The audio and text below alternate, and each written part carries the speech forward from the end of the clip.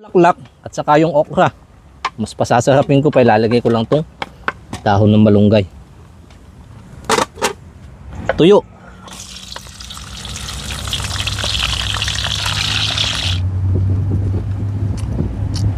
Nakangina na yung pusit.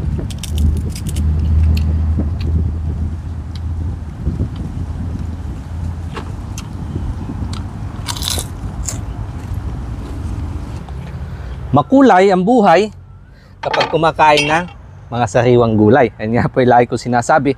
Ito yung aking ihahanda featuring. Ito po yung bulaklak ng bagbagkong kung tawagin sa Pangasinan or sa Badikong. Kung pamilyar po kayo dito mga kanayon, paki-comment naman po below kung anong tawag nyo sa ganitong klase ng bulaklak.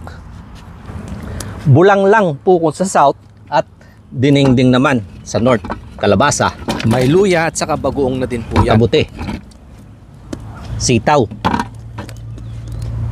talong, yung maliliit lang para isang sausaw, isang subo. Patola, sili, saka timplahan ng kaunting asin. Pagkakulo, shoot lang natin yung okra saka yung bulaklak. Mas pasasarapin ko pa, ilalagay ko lang tong dahon ng malunggay.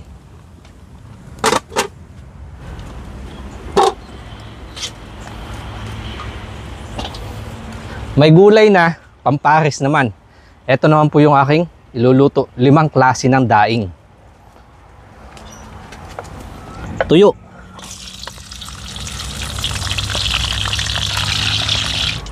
Pusit.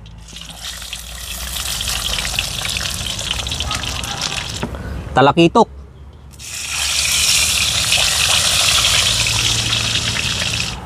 Flying fish.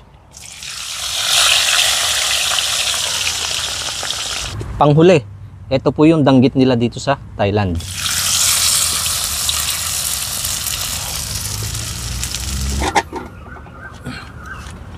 Ito na po yung bulanglang at 5 klase ng daing. Kain nga na. Lord, thank you for this food. Bless this, O Lord. Let it be with us. In Jesus' name we pray. Amen. Ito mga sabaw.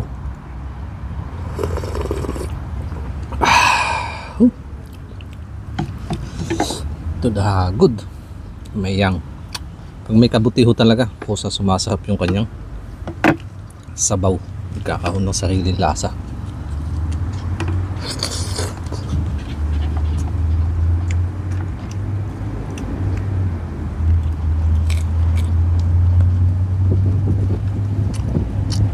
Nakangina na yung pusit.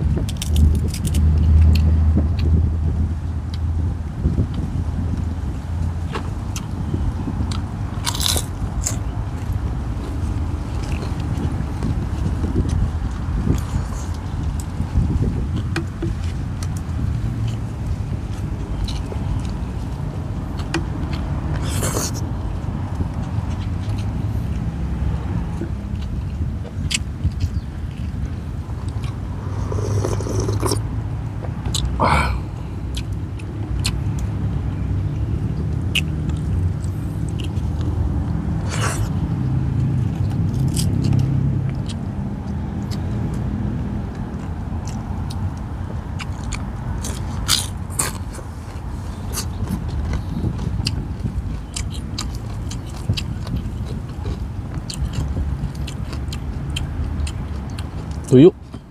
Pero dito sa Thailand, wala na po yung ulo. Tinatanggal na nila.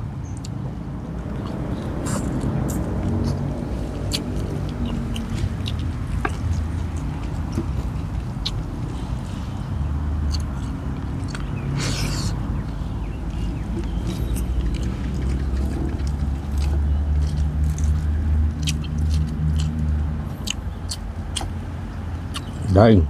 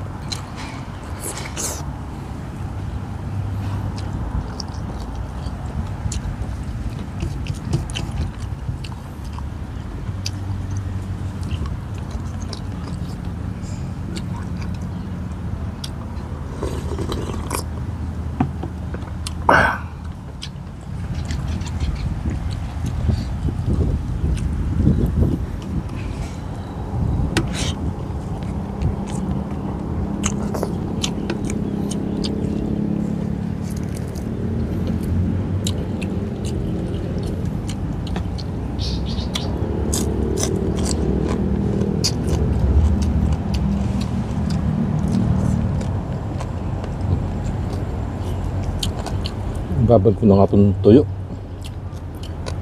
para mas lumapit yung lasa ng suka.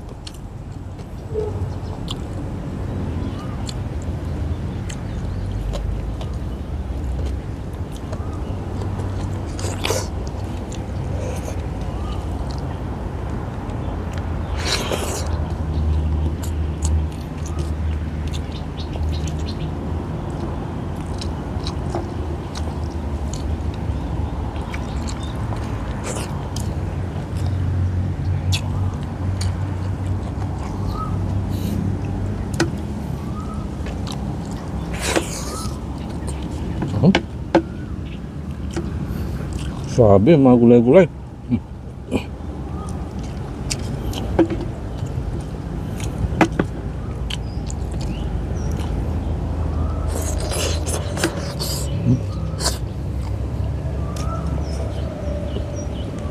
Kabuti.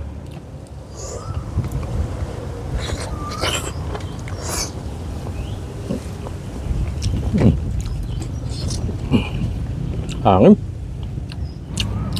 Matabi ko dito at lalagyan ko po ng kanin si Mrs. yung taga-camera ko. Para makakain na din po. Gutom na din daw siya. Para magkasabay na kami. Nanay, dito ka. Kain tayo. May kasabay ho akong kumain.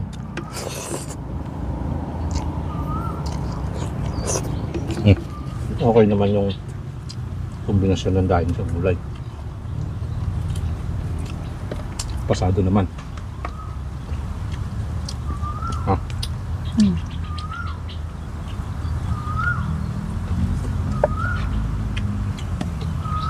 Yung sabaw nito mamaya, lalo na yung mushroom, gustong gusto yun ng mga bata. Yun yung ulam nila mamaya.